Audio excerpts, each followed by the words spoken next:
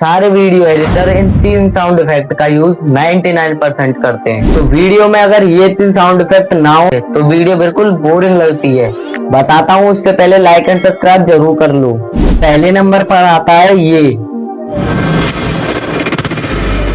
And दूसरे number पर आता है ये, एंड तीसरे नंबर पर आता है ये। तीनों साउंड इफेक्ट वीडियो के डिस्क्रिप्शन में मिल जाएंगे। तो ऐसी इंटरेस्टिंग वीडियो के लिए bkTechnical.co सब्सक्राइब कर लेना।